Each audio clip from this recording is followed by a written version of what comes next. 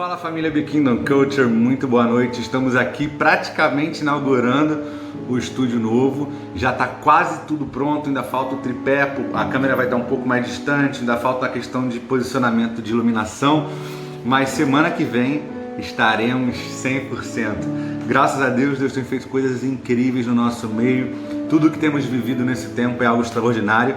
Inclusive, como Paulo disse, as perseguições também têm sido coisas extraordinárias, tem nos unido cada vez mais, tem nos feito cada vez mais forte, uma liderança cada vez mais sadia e o mais importante, uma liderança que sabe cada vez mais o seu propósito. Me desculpa, eu não sei filmar de lado, eu me mexo muito, eu não sei se vai desfocar a câmera, mas vamos juntos, tá? Eu quero falar para vocês hoje algumas novidades antes de iniciar o nosso momento de louvor. Hoje eu não lidero absolutamente o Be Kingdom, eu não sou o único líder do Be Kingdom. Eu trouxe a visão, eu carrego a visão, eu carrego o futuro desse ministério em Deus. Ele me mostrou tudo que irá acontecer, tudo que iremos viver nos próximos anos, e hoje eu compartilho isso com um conselho de líderes. Portanto, o Be Kingdom não é o Elan. O Be Kingdom não sou eu. O Be Kingdom é um time que acredita num propósito e está indo para uma mesma direção. Eu tenho certeza que você, líder ou participante da célula, acredita nessa visão, acredita no que estamos vivendo, e é por isso que você está assistindo esse vídeo. Então eu quero te incentivar a sempre estar assistindo o Kingdom Legacy. O Kingdom Legacy é o nosso treinamento de liderança, mas não é só para líderes, são para todas as pessoas que entendem que somos cristãos chamados para influenciar, seja qual for a nossa área de influência da sociedade: família, mídias de comunicação, esporte, saúde, igreja, governo. Seja qual for a área que você foi chamado, você é um líder, mesmo que seja para governar o seu lar. E lá nós vamos ensinar princípios de liderança, inclusive para a sua vida e a sua família, e também o seu trabalho. Então, todos os sábados às 17 horas nós temos o Kingdom Legacy. Kingdom Legacy é uma live, vai ser feita no nosso Instagram por enquanto. Se houver qualquer mudança, eu falo com vocês, mas por enquanto será feito no Instagram, ministrado sobre liderança. Vários pastores e vários líderes estaremos trazendo princípios do reino de liderança para o seu coração. Outra coisa é exatamente sobre o concílio. Hoje nós recebemos alguns ataques, principalmente a minha pessoa. Foram feitos muitos ataques ao longo dos dias contra o Elan, contra o passado do Elan, baseado em mentiras infundadas e muitas coisas que eu fiz no passado. E eu vou falar sobre isso hoje. Quando eu introduzir a mensagem, você vai entender o tema, eu vou trazer o meu testemunho e a gente vai entender. Eu não sei qual é a motivação dessa pessoa, mas graças a Deus a obra não está paralisada. A Bíblia e a história da igreja nos ensinam duas coisas. Primeiro, a Bíblia, Estevão é o primeiro mártir da Bíblia, e quando ele morre, começa a perseguição, a igreja cresce e alcança as nações. O sangue dos mártires é semente para o Evangelho. Há alguns meses atrás, Billy Graham, já avançado em idade, profecias se levantaram dizendo que quando Billy Graham morresse, ele seria como uma semente lançada na terra, e aí nasceriam muitos Billy Grahams. Eu acredito que nós estamos vivendo esse tempo de Billy Grahams espirituais sendo levantados. Então, não importa quão perseguidos formos, o nosso propósito é único: ser auxílio para a sua igreja local. É te discipular, é te treinar, é viver em comunhão, é sermos juntos fortalecidos para que você volte para a sua igreja local, ou para que você comece a caminhar numa igreja local e você exerça o máximo a plenitude do chamado em Cristo e aquilo que Ele preparou para você. Então agora, fique com o nosso momento de louvor. Eu tenho certeza que esse louvor vai impactar o seu coração.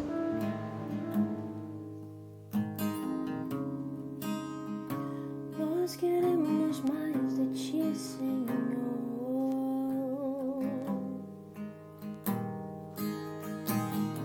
Oh Jesus, vem encher esse lugar, cada casal,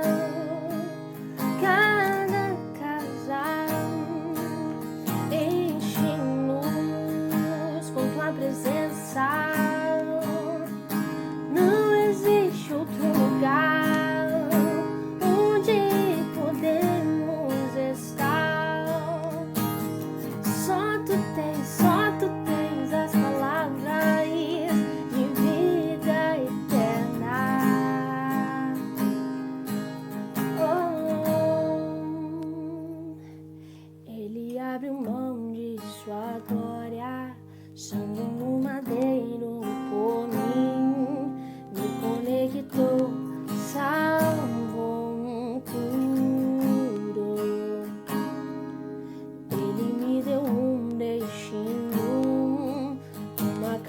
pouco de vinho, ele me deu unção, cajado e pão. Pus um anel em meu dedo e me tirou o medo. Novas sandálias pra suportar o dia. Pus um anel em meu dedo e me tirou o medo. Novas sandálias e disse: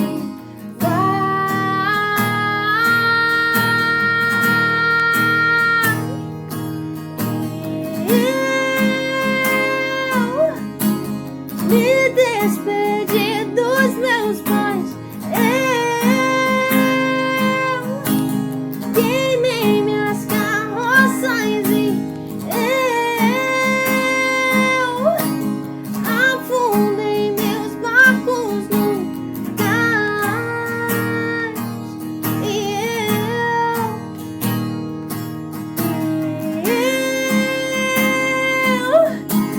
me despedi dos meus pais, eu queimei minhas carroças e eu afundei meus barcos no cais.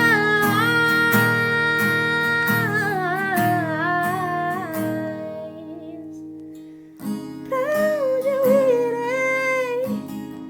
Se não tenho pra onde voltar, só tenho você, Deus, palavra de vida eterna.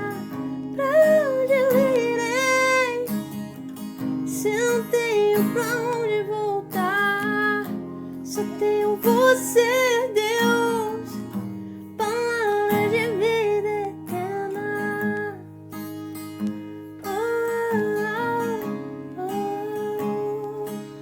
Eu só tenho você, Jesus.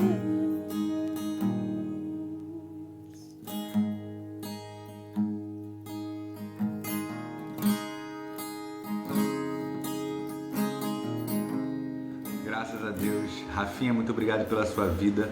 Louva a Deus por você estar caminhando com a gente, por esse talento que Ele te deu, por essa voz. No final você vai estar com a gente em mais um momento super importante para mim e para todos que vão estar aqui. Então, eu vou dar início à mensagem. Gente, eu não estou acostumado, eu estou fazendo com a câmera frontal, então eu estou me olhando, eu vou olhar para vocês. Eu tenho certeza que na semana que vem vai sair bem melhor, tá? Que já vai estar tudo montado, mas vamos junto. O tema da mensagem de hoje é 3 P's, exatamente, 3 P's. O primeiro P, Pedro. O segundo P, Paulo. E o terceiro P, perdido. Perdido, eu vou falar da minha história e provavelmente da sua história. E nós vamos fazer uma comparação ao longo da mensagem desses 3 P's. Tá bom? Mas antes, eu quero que você relembre algumas coisas. Primeiro, o que é o Evangelho? Sabe? O Evangelho é... O que é a Bíblia? São perguntas que você deve se fazer diariamente. Por que Cristo veio? Você tem certeza? Se alguém parar para te perguntar na rua hoje: ei, por que você é cristão? Por que você acredita em Jesus? Por que Ele precisou vir? Eu sei que dizem que Ele é Deus. Por que Deus precisaria vir na Terra para morrer? E aí a gente entende que nós fomos criados desde o princípio, desde Adão, para relacionamento. A Bíblia não é um manual de regras, a Bíblia não é doutrina, a Bíblia não é o que você precisa fazer para ter, não. A Bíblia é uma grande história de amor e relacionamento de um pai que corre atrás de filhos que se perderam. Essa é a verdade por trás da Bíblia. Eu queria saber o que é a Bíblia para você e o que é Evangelho para você. Quando você acorda pela manhã, o que significa o Evangelho? Nós estamos falando hoje em um grupo de discipulado sobre a questão do pecado, né? Muitas pessoas falam: Elan, eu entendo, eu sou cristão, mas eu ainda sou pecador, eu fico caminhando nos mesmos erros. E é aí que a gente vai falar hoje. o caminho para você não errar mais.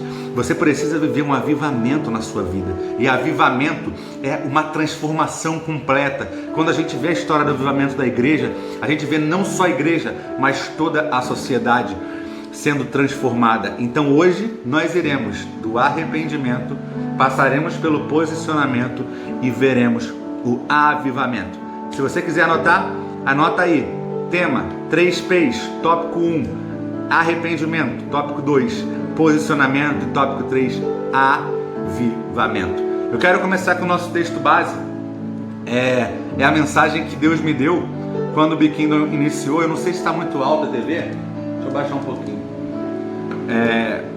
O texto base está lá em 1 Coríntios, capítulo 1, do versículo 18 ao 38. Hoje a gente vai ler bastante Bíblia, tá? Vamos lá. Na próxima semana a gente vai ler junto na televisão, vai estar incrível.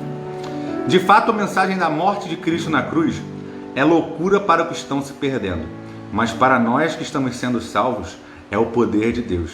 Pois as Escrituras Sagradas dizem: destruirei a sabedoria dos sábios e acabarei com o conhecimento dos instruídos. Então, o que poderão dizer os sábios e os instruídos? O que vão dizer os grandes oradores deste mundo? Deus tem mostrado que a sabedoria deste mundo é loucura, pois Deus, na sua sabedoria, não deixou que os seres humanos o conhecessem por meio da sabedoria deles. Pelo contrário, resolveu salvar aqueles que creem e fez isso por meio da mensagem que anunciamos, a qual é chamada de louca.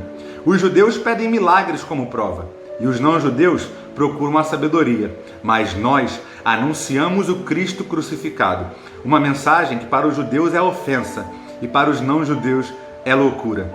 Mas para aqueles que Deus tem chamado, tanto judeus como não-judeus, Cristo é o poder de Deus e a sabedoria de Deus. Pois aquilo que parece ser loucura de Deus é mais sábio do que a sabedoria humana. E aquilo que parece ser a fraqueza de Deus é mais forte do que a força humana. Agora, meus irmãos, lembrem do que vocês eram quando Deus os chamou. E é exatamente nesse ponto que nós vamos começar a mensagem de hoje. Lembrem quem vocês eram quando Deus os chamou. Do ponto de vista humano, poucos de vocês eram sábios ou poderosos ou de famílias importantes. Para envergonhar os sábios, Deus escolheu aquilo que o mundo acha que é loucura. Para envergonhar os poderosos, Ele escolheu o que o mundo acha que é fraco. Para destruir o que o mundo pensa que é importante, Deus escolheu aquilo que o mundo despreza. Acha humilde e diz que não tem valor. Isso quer dizer que ninguém pode ficar orgulhoso, pois sabe que está sendo visto por Deus. Porém, Deus uniu vocês com Cristo Jesus e fez com que Cristo seja a nossa sabedoria. E é por meio de Cristo que somos aceitos por Deus. Nos tornamos o povo de Deus e somos salvos. Portanto, como as Escrituras Sagradas dizem, quem quiser se orgulhar, que se orgulhe daquilo que o Senhor faz. Por que eu estou começando com esse texto e um texto tão longo? Exatamente para trazer esse primeiro tópico. Lembre-se quem você era quando Deus os chamou. Vamos falar do chamado de Paulo. Quem era Paulo?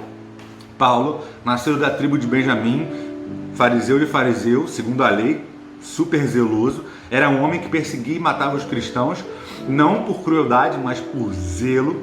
E aquele homem começa a perseguir e atrocidar as igrejas daquela época. Começa a matar os cristãos, jogar os cristãos nessas cadeias, e de cidade em cidade. Ele perseguia. Ao longo das outras cartas e da epístola de Atos, nós vemos as pessoas falando de Paulo. Mas Paulo não era aquele cara que assassinava os cristãos? Paulo não era aquele que perseguia aquele que falasse em nome da igreja? Sim, esse era Paulo. E Paulo de repente tem um encontro com Jesus. E esse é o nosso primeiro tópico da mensagem de hoje. O encontro. Eu acho que se eu tivesse um subtópico, seria o encontro. O encontro para o arrependimento, talvez. E aí Paulo encontra com Jesus. E aí Jesus se revela de uma maneira tão incrível para mostrar para Paulo que ele não conhecia a verdade. Ele pergunta: Shaul, Shaul, por que me persegues? Saulo, Saulo, por que me persegues? Quem és tu, Senhor? Disse Saulo: eu sou Jesus de Nazaré, a quem tu persegues. E aí Paulo fica cego. E a gente entende também, eu sei que foi uma cegueira física, mas a gente entende também a questão da cegueira espiritual. Paulo, tudo que Paulo carregava, na verdade, não era a verdade. O que Paulo carregava não era aquilo que ele achava ser, que era a verdade absoluta que transformaria o mundo através de Jeová e através do domínio de Israel sobre as nações. Era isso que Paulo acreditava. E aí Paulo entende que no seu caminhar ele estava cego.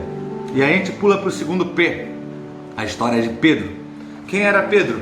Um grande pescador que na verdade tinha uma empresa ali, né? Pedro, Tiago, João, aqueles pescadores, eles tinham uma empresa de pesca e eram bem sucedidos na pesca, eram pescadores profissionais e viviam pela força do seu próprio braço. E aí eu já começo a conectar minha história a Paulo, que eu sempre fui o dono da verdade, eu sempre fui aquele cara cheio de orgulho, o dono da razão, aquele que tem as coisas sob o meu controle, aquele que tem as coisas sob o meu domínio. E através de ferramentas eu consigo fazer acontecer. Eu me conecto a Paulo e depois eu me conecto a Pedro, um cara que tinha sucesso na sua vida profissional e de repente ele é chamado por Jesus. Ei Pedro, não conseguiu pescar nada essa noite? Não consegui. Então lance as redes para o lado direito. Na verdade, aquilo foi uma grande obra, uma obra-prima, né? Uma orquestra, era essa palavra que eu queria lembrar. Foi uma grande orquestra de Jesus. Talvez naquele mar tivessem peixe e talvez Jesus mandasse os peixes sair de perto de Pedro. Por quê? Era o momento de levantar. Vamos lá, vamos falar da vontade permissiva e vontade absoluta. Existe a vontade absoluta de Deus e nada pode pará-la, tá? E essa vontade ela vai se concretizar. Por exemplo, o Apocalipse, a volta de Cristo, nada pode impedir que Jesus volte, nada. Isso é a vontade absoluta de Deus. Vontade permissiva de Deus, você tem que escolher se você o segue ou não. E eu acredito que ele estava orquestrando, através do seu poder absoluto, 100% homem, 100% Deus, aquele encontro com Pedro. E Pedro chega na margem, ali cansado de tentar fazer na força do seu próprio braço, de tentar, e ficou a madrugada inteira com profissionais super bem sucedidos na pesca e não pegou nada. E ele diz: Jesus, sob a tua palavra eu lançarei a rede. E muitas pessoas acreditam que isso é um convite para você caminhar sobre a palavra e viver milagres, né? As pessoas fazem uma comparação que quando você caminhar sobre uma palavra você vai viver milagres. Concordo, quando você caminha mediante a palavra você vai viver milagres sim, mas o que Pedro estava dizendo naquele momento ali é: Jesus, eu fiz tudo o que eu podia, agora se eu não conseguir pegar, você é o responsável. E Jesus tranquilamente: vai filho, joga a rede. E ele joga. E as escrituras dizem que o barco quase afundou, tamanho era o número dos peixes. E eles puxam aqueles peixes para o barco e quando chegam na areia, eles são obrigados a largar tudo. Não obrigados, né? Mas convidados a largar tudo. Por Cristo dizem: ei, eu farei de vocês pescadores de homens. E aí eu também entro na minha história, né? Ao longo da minha história eu fui acumulando muitas experiências, principalmente profissional. Eu tenho um know-how de ferramentas absurda hoje. Eu tenho a capacidade profissional absurda, tanto que eu trabalho para uma empresa muito incrível e eu vejo cada vez menos essas capacidades sendo usadas na sua máxima potencialidade no reino de Deus. E eu tenho visto que quanto menos eu uso essas ferramentas, mais Deus se faz presente na minha vida. E eu não falo que você tem que estudar, não estude, não vá para o seminário, não se prepare, cara. Tudo que eu aprendi através do coaching e da minha caminhada profissional com pessoas que me mentorearam são de extrema importância para a minha vida. Mas o que eu quero dizer para você é que na minha vida hoje, Jesus chegou para mim e falou: ei, se você vier comigo, eu farei de você um pescador de homens. Você pode ser um pescador super bem sucedido, as coisas podem dar certo para você sempre, mas se você caminhar comigo, eu vou fazer você ver esse sobrenatural diariamente. E é exatamente isso que a gente tem visto aqui no Biquinho, um sobrenatural diário. E como eu glorifico a Deus. Elan, e o seu chamado? E como foi o chamado do terceiro P, né? Já que a gente está falando do encontro. O terceiro P, ele estava envolvido com segurança de boate. Eu era segurança de boate, eu tinha 20 anos. E eu era completamente envolvido com prostituição. Eu também fazia segurança de uma casa de prostituição.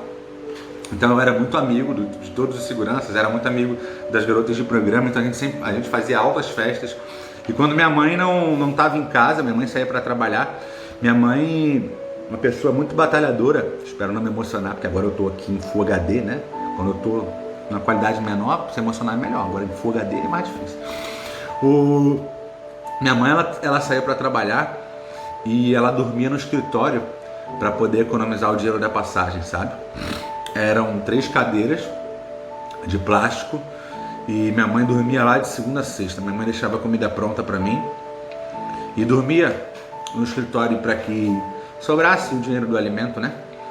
E tudo que eu ganhava com segurança era para bebida, era para zoar, era para ostentar, era para fazer aquilo, era para comprar cordãozão.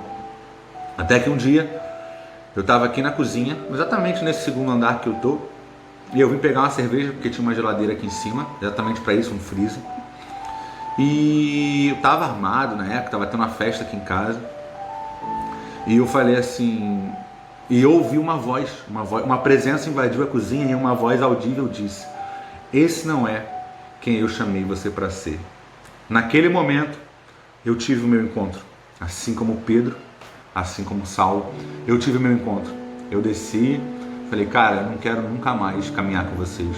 Entreguei minha arma, quebrei as garrafas de cerveja, joguei o maço de cigarro que tinha fora, expulsei todo mundo daqui de casa e nunca mais eu encontrei com essa galera. Saí dali, fui direto para o seminário, na Advec, né? Chegando na Advec, fui direto para o seminário, Instituto Bíblico Pentecostal, hoje dirigido pelo pastor Wilson Júnior, um pastor que amo muito. E nesse seminário eu comecei a aprender profundamente das escrituras. Tanto o Anderson Cocão, que ministrou ontem no Kingdom Legacy, a gente caminhava junto no seminário, nós somos irmãos em Deus e a gente tem visto que é um tempo da gente caminhar junto. Eu glorifico a Deus por isso, porque as nossas histórias se encontraram novamente. Eu estava lá e fui para o seminário e comecei a mover e comecei a trabalhar com evangelismo, comecei a auxiliar o Cocão na liderança do evangelismo da Advec Recreio, depois assumi a liderança do evangelismo da Advec Barra, junto com a vossa primeira-dama Michele Bolsonaro, e ali a gente começou a fazer aquele trabalho com moradores de rua e etc, até que o pastor Silas decidiu que o ministério de auxílio, né, esse evangelismo não deveria continuar, e aquilo me magoou muito, porque eu estava muito feliz fazendo aquele trabalho. A gente viu pessoalmente um anjo em carne. Eu já contei essa história nas células e o Cocão também estava, ele vai poder confirmar essa história, dizendo que o nosso trabalho era um trabalho que vinha da parte de Deus. Então eu comecei ali com 21 anos, com aqueles conflitos de adolescência, sabe? Eu comecei a ter os conflitos do ministério. Eu fui chamado, eu não fui chamado. Eu imagino que Paulo tenha vivido esses conflitos naquele tempo, que ele passou ali 3 dias cegos, ele ficou cego nos conflitos internos. Pedro, enquanto caminhava com Jesus, ele acreditava que viria um Messias governador, ele acreditava que viria um Messias que governaria e Israel governaria sobre as nações, e não um Messias que falaria, ei, é olho por olho, dente por dente. Então, quando eu olhei para a minha história, eu faço muito uma comparação com esses 2 grandes homens de Deus, e eu falo, cara, e agora? E Deus, de maneira sobrenatural, usou uma pessoa para me ligar enquanto eu estava fazendo evangelismo de madrugada na rua, dizendo que era para eu ir para um caminho que ele já tinha me direcionado, que era a Igreja Batista Atitude, Central da Barra na época. E aí fui para a Atitude. Chegando na Atitude, comecei também a auxiliar lá, me destaquei entre algumas pessoas e fui convidado a ser seminarista. E ali comecei também no seminário da Atitude, comecei a trabalhar com células, até que um dia me chamaram para implantar uma igreja. Meu paizão, Roberto Bertô, me chamou para implantar uma igreja e, cara, foi a experiência mais extraordinária que eu já tive na minha vida. Ver uma igreja nascendo, ser discipulado pelo pastor ali, presidente daquela igreja, e ver a aquisição do templo, cara, foram momentos muito preciosos. Até que eu fui caminhar com o Dunamis, em São Paulo, eu fui fazer o Trainer Project, a escola de missões do Dunamis, e quando eu voltei, Deus tinha me dado uma nova direção para voltar para Barra. Chegando na Barra, em uma célula, eu conheci a que hoje é minha ex-noiva, Sigrid, e nós começamos a conversar, tivemos um relacionamento, etc. Ela foi vítima de um supervisor que roubou 700 mil reais dela. É uma história bem longa, que se estende muito, é uma história que tem uma briga judicial acontecendo. Então, por motivos de conflitos, nós saímos daquela igreja, ficamos noivos, moramos juntos por 2 anos, até que nós fomos para Lagoinha Barra, do pastor Vitão. Eu tô resumindo o máximo. que nós fomos para a Lagoinha Barra do Pastor Vitão, e ali com o Pastor Vitão começamos a caminhar de perto novamente, naquela visão da igreja. Eu e a Sigrid éramos muito ativos, eu no Hope, ela ali com o Connect, com os jovens, e aí eu comecei a trabalhar com o Next Team, com os adolescentes, e a gente muito ativo, só que dentro de casa a gente já estava com um casamento marcado, acho que a gente casaria 3 meses ou 4 meses depois, a gente começou a ter muito conflito, até que o líder dos adolescentes me chamou para caminhar com ele diretamente ali na liderança, e aquilo pesou muito no meu coração. Eu falei, eu não posso ser uma referência para esses adolescentes, e eu vejo muitos adolescentes vinham chorando, me abraçavam e falavam, tio, o meu pai e a minha mãe, eles não se entendem, eu queria tanto que eles fossem igual você e a tia, sabe? E quando a gente chegava em casa a gente brigava muito, eu falei, ei, eu não posso viver isso, eu não posso ser o espelho dessas crianças, sendo que não é completamente verdade o que eles vivem aqui. A gente precisa viver isso de verdade. E eu falei com a Sigrid que eu tiraria um tempo, que eu sairia de casa e viria morar com minha mãe, onde eu estou hoje. E alguns dias depois a gente decidiu caminhar só, a gente decidiu cada um seguir o seu caminho. E glória a Deus, não tenho o que falar dessa experiência, desses 2 anos. Eu acredito que foi a maior escola de relacionamento que eu já tive na vida. Hoje eu me encontro apto para ter um relacionamento, eu me encontro apto para pensar no casamento, eu me encontro apto para me preparar para casar, e eu devo tudo isso a esse relacionamento. Se você estiver assistindo, Sigrid, muito obrigado por tudo que nós caminhamos juntos. Não existe nenhum tipo de rancor, não existe nenhum tipo de mágoa, apenas gratidão e as experiências que ficam. E aí, quando eu vim morar na casa da minha mãe, eu comecei a caminhar numa nova igreja da Visão Celular, e Deus começou a me chamar para missões novamente. Eu recebi um convite da Jocum, e nesse tempo nasceu o Be Kingdom Culture, nasceu vocês que estão me assistindo, e ali pastores começaram a caminhar comigo, a galera que está da liderança, que é da antiga, também começou a caminhar comigo, e nós começamos a construir o Be Kingdom. Eu fui para Jocum, tive uma decepção absurda com a liderança, depois saí. Quando eu saí, eu decidi, falei, cara, não vou continuar com Be Kingdom Culture, não vou continuar com igreja local, eu vou investir na minha carreira profissional novamente. E aí comecei a trabalhar com seguro de carros, comecei a me destacar muito, e aí nesse destaque eu comecei a investir na minha carreira de coach novamente. E investindo nessa carreira de coach, eu recebi um convite para, no início desse ano, morar em São Paulo e trabalhar em São Paulo. Fui trabalhar em São Paulo, foi uma experiência incrível. Eu acho que eu trabalhei nessa empresa por 12 dias e foram os 12 dias que eu mais cresci. Eu não sei se a Renata e o Eduardo, que foram meus patrões, sabem disso, mas eu fui tão tratado no meu ego, eu fui tão tratado no meu caráter com eles, que são pessoas que não são cristãs, mas eles me abençoaram tanto, sabe? Eles me fizeram crescer tanto. E quando eu saí dali, eu falei, cara, como eu tô diferente. Sabe como eu sou uma pessoa que cresceu tanto nesse tempo. E eu imagino o apóstolo Paulo, após aqueles 3 dias ali que ele ficou cego, tendo uma experiência com Ananias. Quando Ananias é convocado para batizar Paulo, imagina, cara, batizar o apóstolo Paulo. Só que ele não era o apóstolo Paulo naquela época. A gente entende, nós somos uma igreja muito hipócrita, esse é o problema. A gente olha para uma pessoa hoje e a gente não entende qual é o chamado de Deus para a vida dela, a gente não entende por que Deus chamou, porque é uma coisa dela, é Deus.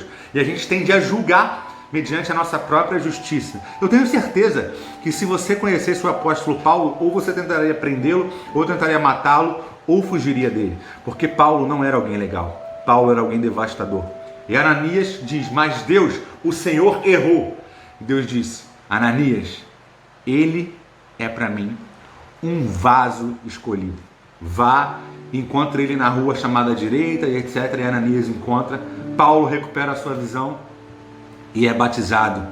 Pedro também, aquele que teve a revelação, a maior revelação da Bíblia. Enquanto uns discípulos diziam, quem dizes que eu sou? Uns dizem que você é Jeremias, outros dizem que é Isaías, outros alguns dos profetas. E vocês? Quem dizem que eu sou? E Pedro diz, tu és o Cristo, o Filho do Deus vivo. Não foi carne nem sangue que te revelou, Simão Barjonas, mas o meu Pai que estás no céu. Olha que incrível, cara. Pedro ter essa experiência. E logo depois, Cristo começa a revelar o ministério dele. Ei, meus discípulos, eu quero falar para vocês porque eu vim de verdade. Eu vim porque a humanidade, ela não tem livre acesso a Deus. Eu vim porque a humanidade, ela foi desconectada de Deus. As pessoas, pelo seu egoísmo, pela sua própria justiça, pela sua própria certeza, elas assumiram o lugar de Deus. E principalmente os religiosos, eles estão afastando pessoas de conhecerem a Deus. Eu vim para que vocês sejam um comigo novamente, para que o véu seja rasgado e para que nós tenhamos relacionamento como foi projetado desde o princípio. E para isso eu vou precisar morrer na cruz. E Pedro, o chamando de canto, diz: Senhor, tu jamais irás para a cruz. E Jesus diz: aparta-te de mim, Satanás. Satanás, ali, Jesus não está chamando Pedro de diabo, ou de demônio, ou de Lúcifer, ou de o anticristo, seja lá o que você quiser chamar. Satanás, a palavra Satanás, ela vem do grego, que significa adversário, né? Então a gente entende que Jesus chama Pedro de Satanás e chama Judas de amigo, porque Judas, quando o traiu, ele estava cumprindo o destino profético de Jesus, que era ir para a cruz. E Pedro, quando tenta impedir Jesus, ele está impedindo que Jesus viva o seu propósito. Por isso, ele é chamado de adversário. Mas quanto Pedro é moldado, quanto Pedro é quebrado, assim foi com Pedro, assim foi com Paulo e assim foi com o perdido, que nessa história sou eu. Mas Paulo foi levado 3 anos para a Arábia. Por quê? Porque ele chegou em Jerusalém, começou a pregar, os apóstolos tentaram frear ele, e ele começou a pregar ousadamente, até que ele é enviado para Tarso, a cidade de onde ele nasceu. Ele é enviado para um lugar onde o evangelho ainda não tinha chegado. Ele é enviado para um lugar onde ele era isolado daquilo que Deus estava fazendo. Olha só o que a igreja fez com Paulo. A igreja expulsa Paulo, talvez para que ele não fosse assassinado. Com Pedro, mesma coisa, alguém de personalidade muito forte, alguém que estava sendo transformado durante o processo. A Bíblia diz que Paulo passou 3 anos, ou 3 anos e algum pouquinho, na Arábia, e Pedro, ele passa 3 anos sendo discipulado pelo próprio Jesus. E esse é o primeiro ponto. Eu já falei primeiro ponto as 4 vezes, né? Para vocês verem como é que eu tenho problema com um ponto. Mas a gente está no tempo aqui, eu tenho um cronômetro, glória a Deus. O primeiro ponto dessa mensagem seria discipulado. A importância do discipulado. Nós, como Be Kingdom Culture, nós acreditamos na visão do discipulado. Nós acreditamos que o ferro afia o ferro. Deixa eu ver se eu estou só pulando alguma coisa, porque se deixar eu vou falando sem esboço. Vocês estão vendo que eu não peguei o telefone até agora, só para ler o texto, né? Beleza. O que é o arrependimento, né? Antes de eu falar do discipulado, existe uma palavra no grego chamada metanoia. O que é metanoia? É a mesma palavra que é usada para conversão, né? Você se converteu. Muita gente fala que você se converteu. O que é se converter? Se converter é fazer parte de uma igreja? Não, isso não é se converter. Fazer parte de uma igreja é você se membrar. E você se membrar a uma igreja não significa se converter. Se converter é: eu estou indo para uma direção, esse controle aqui, ele está indo para uma direção e ele se converte. Conversão é um giro de 180 graus. Ele começa a ir para lá. Você está indo para um destino de pecado, você está indo para um caminho de morte. E quando você encontra Cristo, assim como Saulo, você para e você começa a ir em direção a Ele, porque você estava indo cada vez mais longe. Assim como o filho pródigo também, assim como Pedro, e assim foi na minha vida. O arrependimento, que é o nosso primeiro tópico. Cara, eu acredito muito em uma igreja arrependida, mas eu acredito que hoje a gente deva ter, eu não procurei os números, a gente deva ter uns 60 milhões de pessoas que se dizem cristãos no Brasil. Alguns têm a audácia de dizer que são cristãos não praticantes. E isso não existe, porque cristão não praticante, ele não é cristão. Ele pode ser qualquer coisa, menos cristão. Mas se você não pratica a fé que você professa, está lá em Tiago 2,17, a fé sem obras é uma fé morta. Então, cristãos não praticantes, se você procurar na estatística do IBGE, Instituto Brasileiro de Geografia, você vai achar cristãos não praticantes, e isso é a coisa mais absurda que eu já escutei na minha caminhada cristã. Não tem como você não cristão e não praticar.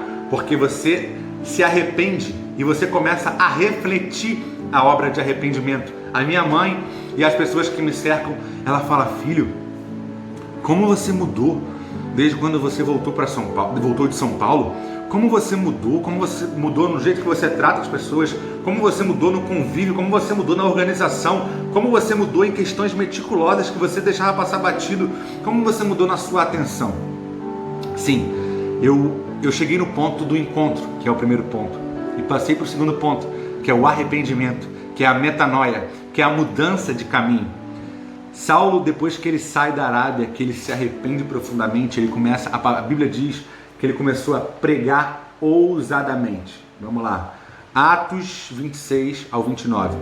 Quando chegou a Jerusalém, Saulo procurou juntar-se aos discípulos de Jesus. Porém, todos tinham medo dele, não acreditando que ele fosse discípulo. Mas Barnabé, tomando-o consigo, levou aos apóstolos, contou-lhes como Saulo tinha visto o Senhor no caminho e que o Senhor tinha falado com ele. Também contou como, em Damasco, Saulo tinha pregado ousadamente em nome de Jesus. Em Damasco foi quando ele encontrou com Jesus, porque ele estava no caminho de Damasco, e ele continuou indo para a cidade. E Saulo ficou com eles em Jerusalém, entrando e saindo, pregando ousadamente em nome do Senhor. Falava e discutia com os helenistas, mas eles procuravam matá-lo. Saulo, após ele encontrar, ele já começa a pregar, ele encontra ali, ele é batizado, depois ele recupera a visão e ele já vai em Damasco e já começa a pregar. Ei, quem é você para dizer que essa pessoa não pode falar de Jesus, essa pessoa não pode falar do que ela tem vivido, essa pessoa não pode falar das experiências? Saulo, quando ele encontra Jesus, ele começa a pregar. Você só pode falar daquilo que você vive, fora isso, a gente chama de hipocrisia. Se você fala de algo que você não vive, você é um hipócrita. Se uma pessoa ela teve um encontro verdadeiro com Jesus, que é o primeiro ponto, e se ela teve metanoia, o Espírito que habita dentro dela, ele encontra a religião, não a religião, dogmas e doutrinas, mas o religare. A palavra religião no original, religare, é o espírito humano, ele é conectado novamente ao Espírito de Deus. E aí acontece o religare. Por isso é tão importante ter essa fome, esse primeiro amor que eu acho incrível. E é exatamente isso que a gente está vivendo no Biquinho. Pessoas apaixonadas, pessoas que por mais que tenham 10 anos de caminhadas no cristianismo, vivem o primeiro amor. E esse é o primeiro tópico dessa noite: encontro e arrependimento, para que nós chegamos ao avivamento. E nós vamos agora para o segundo ponto: posicionamento. 2 Coríntios 5,17 diz: jogando para trás as coisas fora, eis que tudo se fez novo. Eu esqueci o versículo de cabeça, eu tinha na cabeça. Mas diz que nós somos novas criaturas. Você pode ler o versículo e depois falar assim: Elan, diz exatamente isso. Eu tinha esse versículo na cabeça, porque quando eu fui me batizar, eu memorizei. Mas agora eu confundi com o que eu prossigo para o alvo, mas é assim mesmo. Eu tinha que ter anotado, né, irmão? Eu não anoto, só lamento. Mas esse sou eu. Mas vai dar certo. Segundo tópico: posicionamento. Nova criatura. 2 Coríntios 5,17. Olha lá. Qual o texto que eu trouxe aqui? Hebreus 11:31. Quero falar de uma pessoa que é incrível a história dela. Pela fé, Raabe, a prostituta, olha que Hebreus foi, 1000 anos depois da história de Raabe. E Raabe ainda é citada na Bíblia como prostituta. Raabe, ela foi a pessoa que acolheu os espias quando eles estavam para entrar na terra e Moisés envia os espias, eles começam a ser perseguidos. Raabe os abriga na casa deles, depois os ajuda a fugir, e por isso ela foi salva quando o povo de Deus exterminou aquele povo. Então Raabe ainda é chamada de prostituta 1000 anos depois. Só que olha o que diz sobre ela: pela fé, Raabe, a prostituta, não foi destruída com os desobedientes, porque acolheu os espias com paz. Eu queria que você abrisse a sua Bíblia em Mateus capítulo 1, versículo 5. Eu não estou com a Bíblia aqui, eu também não sei o versículo de cabeça, mas eu sei que fala da genealogia de Jesus, e lá fala, não sei quem gerou não sei o que lá, que foi Raabe, mãe de não sei o que lá.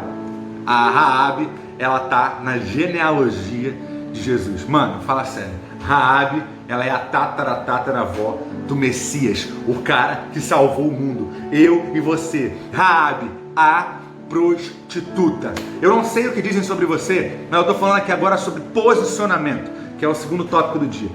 A partir do momento que você toma uma decisão na sua vida, as pessoas podem te chamar de prostituta. Inclusive, o próprio escritor de Hebreus trata Raabe como prostituta. Mas ali, sabe onde ela está? Ela está na galeria dos heróis da fé. Ela está junto com Moisés, ela está junto com Abraão, ela está junto com Josué, ela está junto com os maiores homens de Deus da história. Não interessa se você é chamado de prostituta por aqueles que te perseguem, não interessa se você é chamado de bandido, não interessa se as pessoas estão querendo usar o seu passado para poder te afrontar, não interessa se as pessoas estão querendo trazer mentiras infundadas como elas têm feito comigo, não interessa o que elas apelidam sobre você. A partir do momento que você se posiciona, você entra na galeria de heróis da fé. E nós estamos falando de um momento onde a igreja, onde templos estão vazios e as igrejas, muitas delas estão recuando, e nós estamos aqui avançando, ganhando vidas, e não só vidas, mas famílias inteiras. Eu tenho testemunho de células que uma pessoa entrou na célula e hoje 4, 5, 7 pessoas da família dela estão na célula. Nós não estamos ganhando apenas pessoas, estamos ganhando famílias inteiras, porque nós estamos posicionados. E assim como o Raabe, nós acreditamos que o Be Kingdom Culture vai entrar para a galeria de ministérios da fé, que foi como Hebreus 11, porque nós estamos posicionados. Quando Paulo se posiciona, ele diz: eu era da tribo de Benjamim, eu era fariseu de fariseu, segundo a lei, zeloso, cidadão romano. Paulo era cidadão romano, mas eu considero tudo isso como esterco, como bosta, como fezes, como você queira chamar. Ele não, porque eu considero isso nada. Tudo que todos os meus títulos, meu mestrado, doutorado, meu pós-HD, a casa que eu comprei, os 5 milhões que eu tive no banco, e não interessa o que você construiu, tudo isso não é nada mediante ao chamado que Deus tem na sua vida, mediante a sabedoria do Altíssimo. Nada disso importa, nada disso vai para o seu túmulo, nada disso você vai levar para a eternidade. O que você vai levar são os tesouros que você acumula no céu. E é exatamente isso que nós estamos fazendo aqui, acumulando tesouros no céu, mediante a um posicionamento. É muito importante que você entenda isso, posicionamento. E é exatamente o que eu estou fazendo aqui como líder do Be Kingdom. Assim como Paulo se posicionou, assim como Pedro se posicionou, hoje eu estou aqui me posicionando, eu perdido estou aqui me posicionando, estou liderando um time. Eu não lidero sozinho, eu tenho um concílio aqui com vários líderes, mas são 10 células e cada célula tem seu líder auxiliar. Nós lideramos esses líderes e esses líderes acolhem pessoas, discipulam pessoas, e é extremamente importante a visão do discipulado. A gente vê aqui no primeiro texto Saulo e Barnabé. Quando Saulo chega, os discípulos não o reconhecem, mas Barnabé se levanta. E a gente olha ali nos primeiros capítulos de Atos, quando Lucas, que é o escritor de Atos, vai relatando o ministério de Paulo, e ele fala Barnabé e Paulo. Barnabé e Paulo significa que Paulo era discipulado por Barnabé. Eu não sei se você conhece Barnabé, mas Barnabé foi o discipulador de um cara que escreveu 70% do Novo Testamento. Muitas pessoas talvez falem: não sei quem é Barnabé.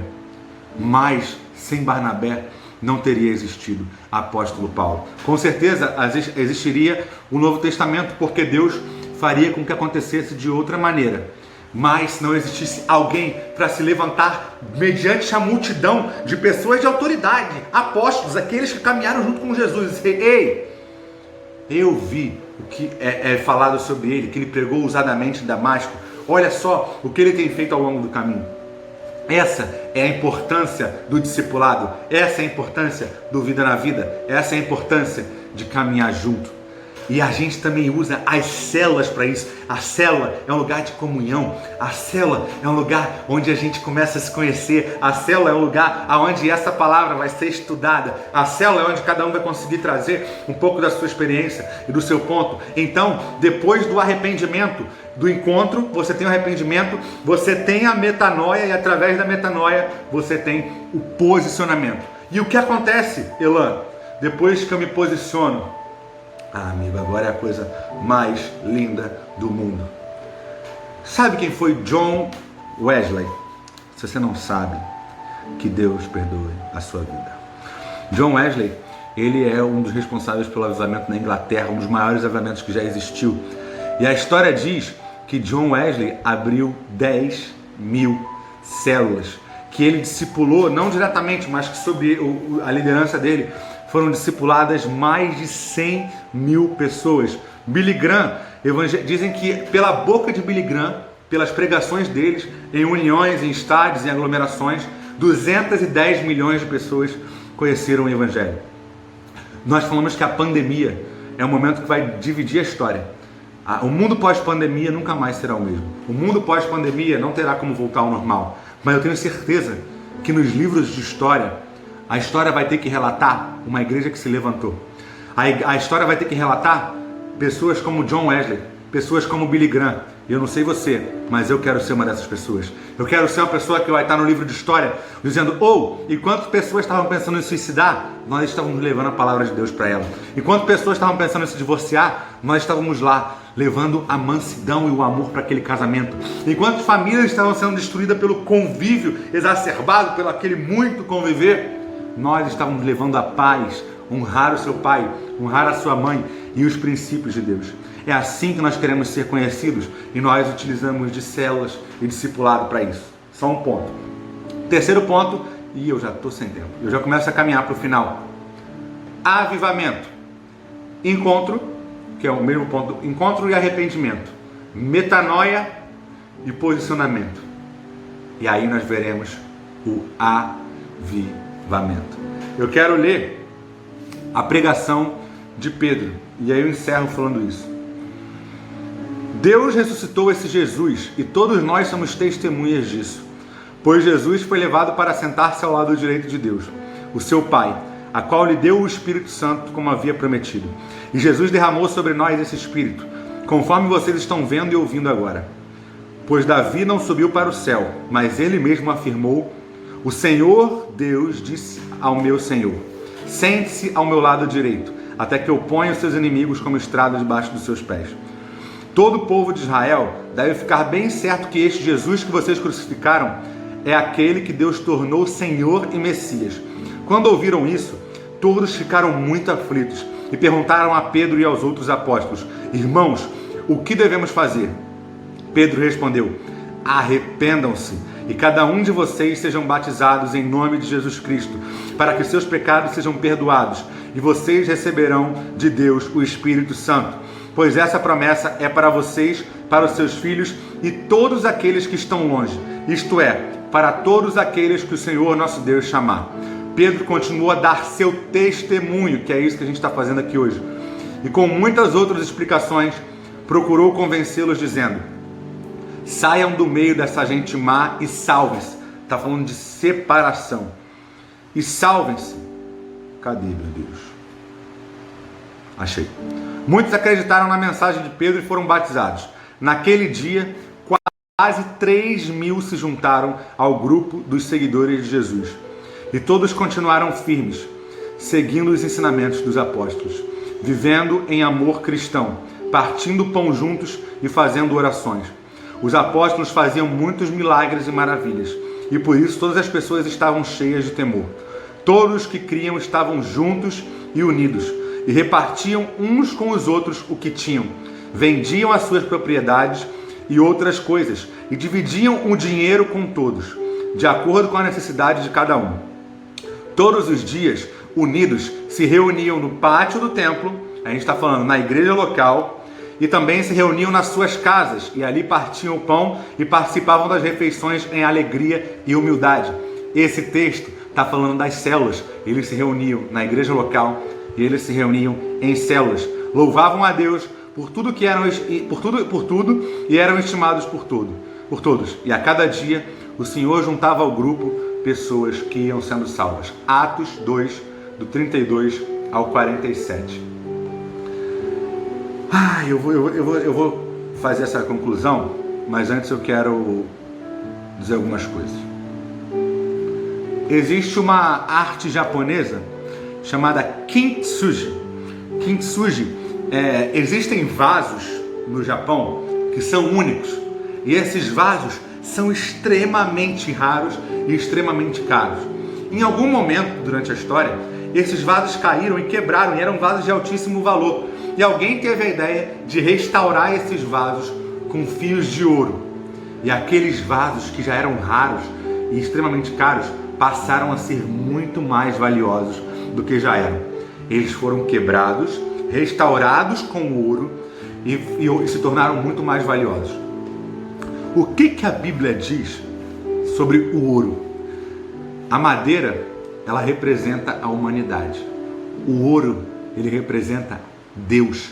Deus na Bíblia, ele é representado pelo ouro. Você é refinado, né? O ouro não derrete no fogo, o ouro é refinado no fogo. Então a gente entende o fogo sendo o Espírito Santo e o ouro sendo esse derramar de Deus. Então nós, quando somos restaurados pelo poder de Deus, quando nós somos quebrados por todos os nossos pecados, por toda a nossa vida, as consequências de uma vida errada que nós vivemos, eu vivi muitas coisas erradas e até hoje eu ainda colho consequências de coisas que eu plantei errado no meu passado, há 6 anos atrás.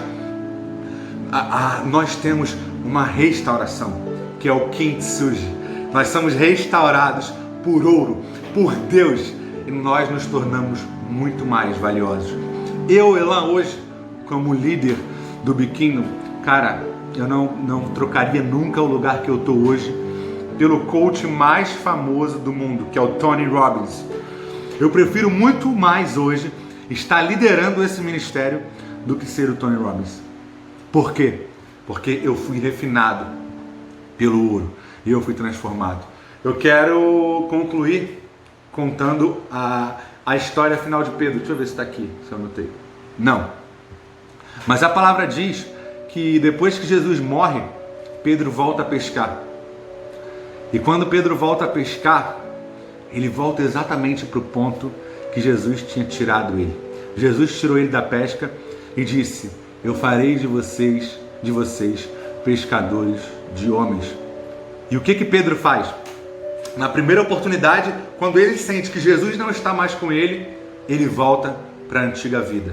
Eu não sei se com você foi assim, mas comigo já foi assim. Inclusive eu falei quando eu saí da Jucu, eu quis voltar para o meu trabalho, porque aqui as decepções haviam mexido muito comigo. Então eu não sei com você, mas eu já passei por um momento como Pedro. Pedro já tinha visto todos os milagres, a multiplicação dos pães e peixes, mortos sendo ressuscitados, a sogra dele tinha sido curada, um paralítico descendo pelo telhado começando a andar. Pedro já tinha uma caminhada lado a lado com o mestre. E João diz no seu evangelho, muitos outros milagres foram feitos.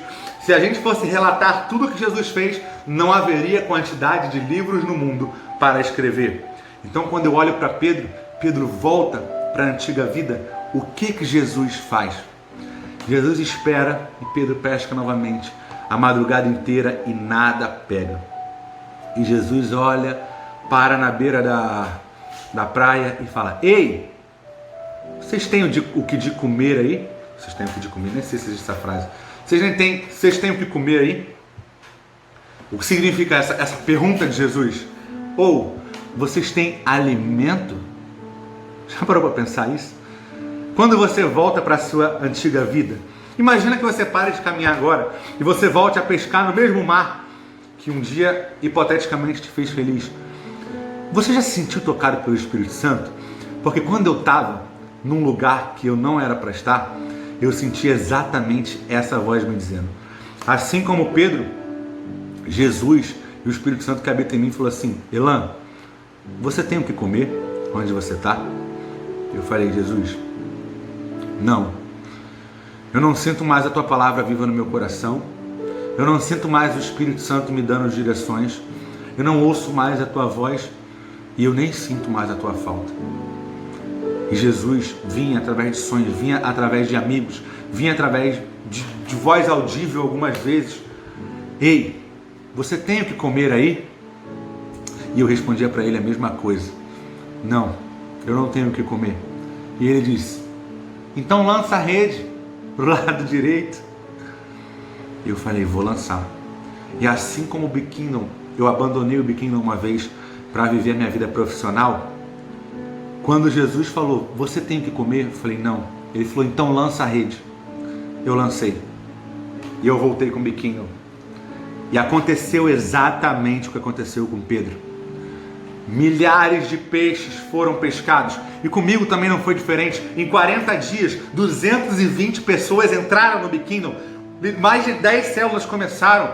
Ministérios, eu falei, meu Deus, 4 igrejas locais sendo abençoadas diretamente pela gente. Nós estávamos abençoando diretamente 4 igrejas locais. Eu falei, cara, eu estava longe do meu chamado. Eu jamais poderia ter feito isso pela força do meu próprio braço. Mas sobre uma palavra, ele falou, lança a rede, Elan. E eu lancei a rede.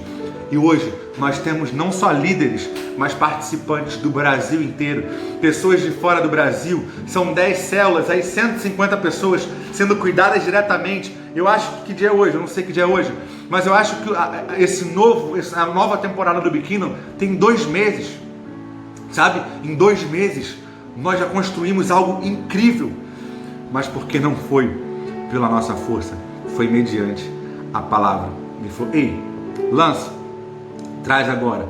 E quando chegaram na praia, a comida já estava lá. Jesus já estava com o churrasquinho pronto para recebê-los.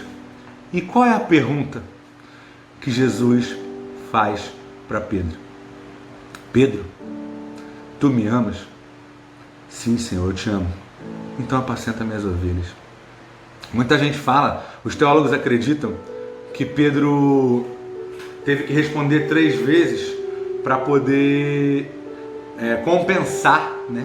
Porque ele tinha negado Jesus 3 vezes. Sinceramente, eu não acredito nessa ideia. Eu acredito que realmente Jesus estava confrontando Pedro, sabe? E eu acredito que naquele momento o ministério de Pedro e toda a caminhada de Pedro com Jesus estava passando na cabeça dele. Pedro, tu me amas? E cada Pedro, tu me amas que Jesus lançava, Pedro lembrava do paralítico andando. Cada Pedro, tu me amas que Jesus lançava, Pedro lembrava da multiplicação de pães e peixes. E cada Pedro, tu me amas que ele ouvia, ele lembrava que ele, o próprio Pedro, andou sobre as águas mediante a uma palavra de Jesus. Pela tua palavra eu irei. E ele andou sobre as águas.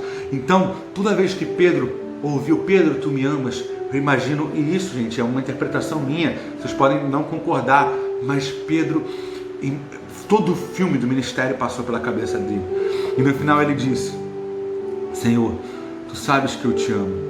E ele disse, Pedro, então apacenta as minhas ovelhas. O que isso significa? Jesus é algum maluco para ficar repetindo a mesma coisa? Não. Pedro, traz à memória o que traz esperança. É o primeiro Pedro que tu me amas. O segundo Pedro que tu me amas é, Pedro, lembra quem você é. Lembra a tua identidade. Você não é pescador de peixe, você é pescador de homens. Pedro, lembra o teu chamado. Lembra que você caminha pela minha palavra. Pedro, lembra o teu propósito. E o último, Pedro, tu me amas, é, Pedro, você será um grande homem na história. E eu acabei de ler o que acontece um pouco depois desse encontro de Jesus com Pedro. Pedro começa a pregar, arrependam-se, cada um de vocês seja batizado em nome de Jesus Cristo para que seus pecados sejam perdoados. E vocês receberão de Deus o Espírito Santo, pois essa promessa é para vocês, para seus filhos e para todos os que estão longe. Isto é, para todos aqueles que o Senhor nosso Deus chamar. Pedro continuou a dar seu testemunho, ele estava ali apacentando as ovelhas. E com muitas outras explicações procurou convencê-los dizendo, saiam do meio dessa gente má e salvem-se. Muitos acreditaram na mensagem de Pedro e foram batizados. Naquele dia, quase 3.000 se juntaram ao grupo dos seguidores de Jesus. Naquele momento, quando Pedro está naquele encontro com Jesus na praia, Jesus manda ele contar quantos peixes tinha ali. E ele contou 154 peixes.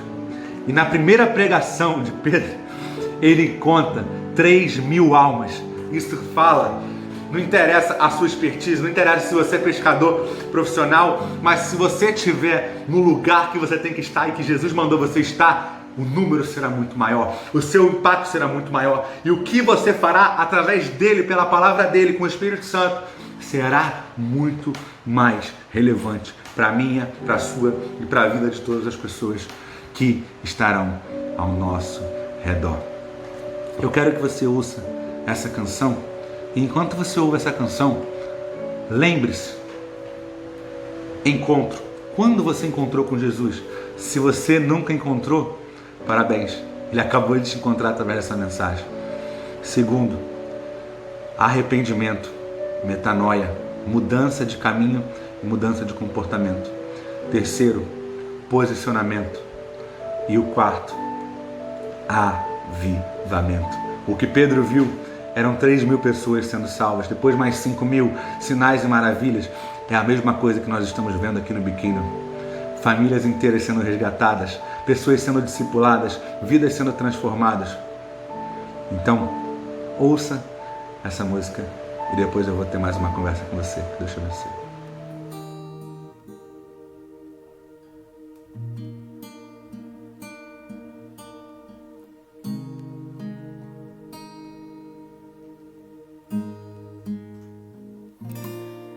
Amanheceu, nada pesquei. Parecia ser apenas mais um dia como qualquer outro. Estava cansado, sem forças, desanimado, decidida a largar tudo e parar. Deus conhece tua estrutura, sabe o que está fazendo. Mesmo que seja difícil, não pare, Ele está vendo. Colheu todas tuas lágrimas e mandou te falar. Pegue o que Ele te entregou e volte para o mar, que é o teu lugar. Quem mandou largar a rede? Quem mandou você parar? Volte para o mar alto, no lugar da tua vergonha eu vou te honrar. Quem mandou largar a rede? Quem mandou você parar? Volte para o mar alto, no lugar da tua vergonha eu vou te honrar. Filho, eu vou te honrar.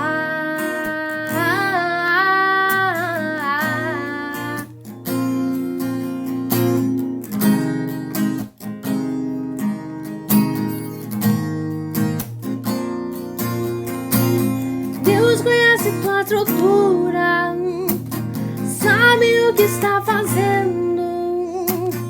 Mesmo que seja difícil, não pare, Ele está vendo. Colheu todas as tuas lágrimas e mandou te falar. Pegue o que Ele te entregou e volte para o mar, que é o teu lugar. Quem mandou largar a rede? Quem mandou você parar? Volte para o mar alto, no lugar da tua vergonha eu vou te honrar. Quem mandou largar a rede? Quem mandou você parar? Volte para o mar alto, no lugar da tua vergonha eu vou te honrar. Filho, eu vou te honrar. Eu vou te honrar. Quem mandou largar a rede? Quem mandou você parar? Volte para o mar alto, no lugar da tua vergonha eu vou te honrar. Quem mandou largar a rede? Quem mandou você parar? Volte para o mar alto, no lugar da tua vergonha eu vou te honrar. Filho, eu vou te honrar.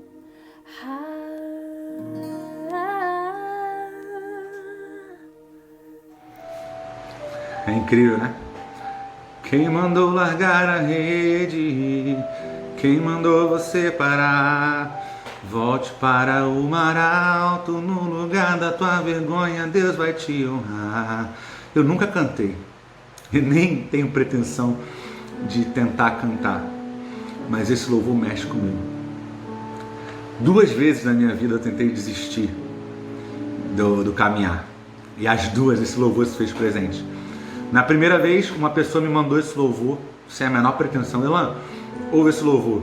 Na segunda vez, quando eu estava saindo da base missionária da Jocum, desistindo de caminhar com Cristo, um Chevette passou tocando essa música. Então essa música mexe muito comigo. Quem mandou largar a rede? Quem disse que é o teu fim? Quem disse que não vai haver mais peixe nesse mar? Quem disse que a pandemia é o final da história? Quem disse que o diagnóstico é o final da história? Quem disse que a crise financeira é o final da história? Só existe um que pode dizer qual é o final da história. E lá está escrito no livro de Apocalipse, capítulo 22. Eis que vem o Senhor e a sua igreja. E a igreja clama, Maranata, ora vem, Senhor Jesus. Esse é o final da história. Não existe nenhum outro final. Esse é o final para mim e esse é o final para você. Eu nunca fiz o apelo, desde quando eu voltei com o biquíni e nem nas outras mensagens, mas hoje eu vou fazer. Se você nunca conheceu a Cristo, nunca caminhou com Ele, eu quero te fazer um convite. Se você já caminhou com Ele, e você se desviou, você se afastou do caminho, e assim como Pedro, e assim como eu, você decidiu voltar à sua antiga vida e tentar fazer acontecer pela força do seu braço, eu também tenho um convite para você. Repete essa oração comigo. Pai, eu quero te conhecer. Pai, eu me arrependo das minhas antigas práticas. Pai, eu quero um encontro contigo. E que esse encontro seja transformador. E que pessoas estejam ao meu lado para me ajudar nesse caminho de arrependimento e transformação. Eu entendo que arrependimento não é um evento. O arrependimento não é um fogo do Espírito. O arrependimento não é um show. O arrependimento, ele é um processo. Pai, me ajuda nesse processo. Segura na minha mão. Traz pessoas, traz recursos, abre portas para que eu consiga caminhar cada vez mais na sua direção e que a metanoia, o caminho da morte, o caminho que eu fazia para longe da sua vontade, me leve para mais perto do seu coração. Pai, me leva para perto de Ti. Pai, que eu possa me relacionar contigo. Pai, que eu possa ouvir a Tua voz. Pai, que o Senhor possa escutar o meu coração e que eu não me sinta nunca mais sozinho. Deus, assim como uma ovelha perdida, assim como o filho pródigo, eu hoje arrependido, retorno para o Teu abraço. O abraço daquele pai que estava na janela esperando o filho voltar e ele pulou a cerca loucamente para encontrá-lo. Muito obrigado, porque através dessa live o Senhor me encontrou. Se você fez essa oração, se você não caminha hoje nos caminhos, e se você tem vontade de conhecer esse Deus, de se relacionar com Ele, e de conhecer uma galera totalmente apaixonada por Jesus, no link da bio do nosso Instagram tem o meu contato. Se você quiser anotar, 98049 2671 DDD 21, tá? Eu sou do Rio de Janeiro, 98049 2671. Não tenho medo de expor meu telefone aqui, até porque a ameaça a gente já recebe mesmo, então vamos embora. Tá? Pode me ligar, pode mandar uma mensagem, a gente vai ter o prazer em caminhar com você. Que Deus te abençoe.